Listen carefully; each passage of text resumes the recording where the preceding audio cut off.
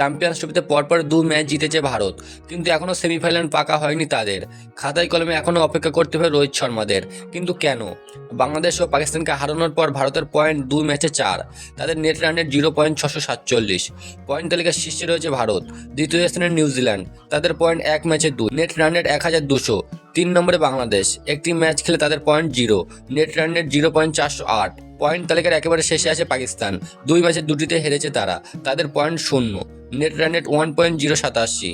এই গ্রুপ থেকে বাংলাদেশ ও নিউজিল্যান্ড দুই দলেরই 4 পয়েন্ট পাওয়ার সুযোগ রয়েছে।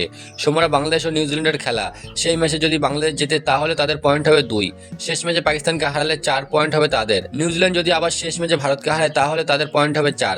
সেক্ষেত্রে 3টি দল 4 পয়েন্টে শেষ করবে, তখন নেট রান রেটে ঠিক করবে কোন দুই দল সেমিফাইনালে যাবে।